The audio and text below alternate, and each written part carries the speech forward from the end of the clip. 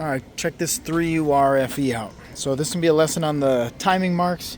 I did one that I think was really good, but I just really showed one because you can kind of know one side and do the other side, but I've had a lot of people ask about the other side. So this is on this engine bank 1 and bank 2, so this is number 1 and number 2, but you got to do number 2 first because number 2 sits back a little bit, and then you got to do number 1 after. So say we start with number 2, because that's the order you do it.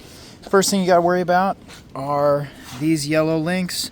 So you wouldn't be timing it now, you'd have the sprockets off most likely. So when you look at that yellow link right above, we see a line right there. That is the mark you're going for. So on this one, we're gonna make a couple marks just so you can kind of see. Okay, this one, we're going for this single right here. That's the mark we want. I'm fully aware of this. These same sprockets are used on several different engines. That's actually a mark that you might use on like a 2UR-FE. So don't worry about it. Single line, cool. And then on the other bank, this is what you would do next.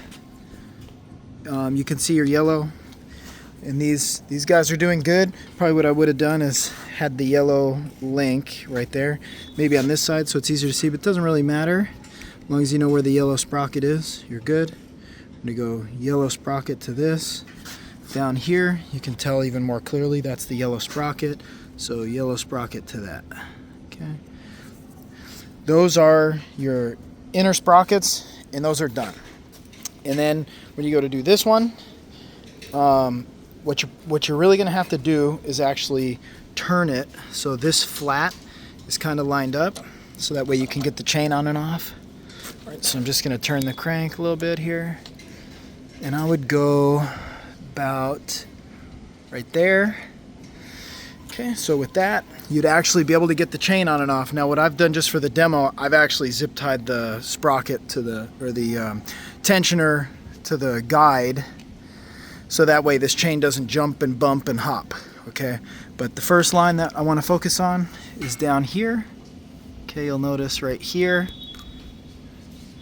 that kind of made 2, so that one where the grease pencil went, that's a dot, and that dot's got to go straight in to this inner chain is what we're going to do right now, then of course the outer chain as well. So the number 2 chain, get it on there, bring it up around, slip it in right here, and then this right here is your timing mark. Okay, so don't be confused on that. This one's a yes right there. That's your mark, that little divot. Okay, get that one on. Get this lower sprocket, yes. Bring this upper one up, and as you'll see, this again is your mark, and that lines up to this mark right here. And those are in fact the correct timing marks. My frustration with these, there's marks all over the place. This is where everybody struggles. There's marks all over. The other place people struggle, you go ahead and you get the service info, and you're like, it's talking a lot about these knock pins and whatever, but ultimately this doesn't really matter that much. This is all to help you get the sprocket in. So if you've got the cam approximately correct, this sprocket should drop right in. If you don't have it quite right, you're going to try to push the sprocket in, and you can use a big, what size is this, 27 or 24?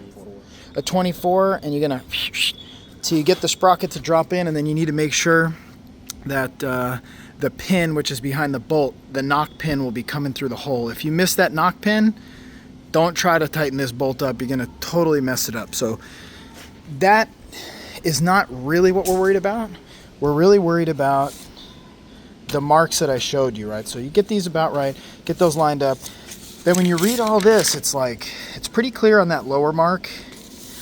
It's kind of clear on this upper mark, but you know what they leave out? That little window that we saw, that little kind of line that was on there. They don't really show that.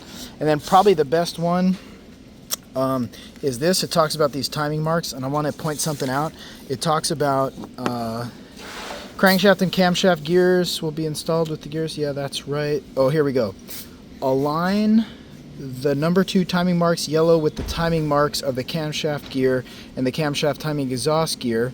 Okay, that kind of makes sense, but you'll notice right here the camshaft timing exhaust gear has 2 grooves. Align the mark plates of the number 2 chain with the first groove. And I'm like, what the heck is the first groove? Like, is first left or is first right? And I think, I'm not 100% sure, but I believe that this was kind of lost in translation from Japanese to English. I believe what they mean is the single groove. Not the first groove, but like the one groove. So let me show you what that means. Like right here, what's up, Baden? That's a 1 groove. This is a 2 groove. So like on a 2GR, the 2 groove is good for bank 2, which would be actually over here. So like on a 2GR, it goes to the single groove and then to the double groove, right? But I believe what they mean by first is just the single. I can tell you this is the timing mark, and this is the timing mark from experience. This is what we do all day. But why the service information is so confusing, I think was just a translation issue. Then probably the most useful page I want to share is this, and I put this on my other YouTube video, and I think most people are getting it figured out. But this video is to help anybody still struggling.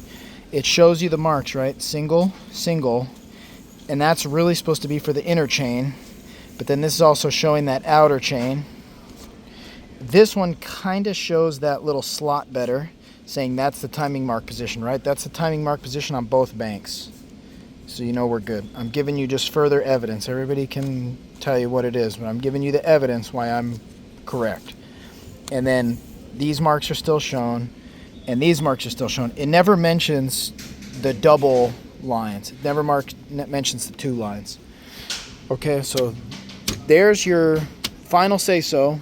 And then the other thing I want to make clear is if you're doing a lot of timing belts and stuff, you're thinking, oh yeah, line these up and then turn it twice and then reline them up.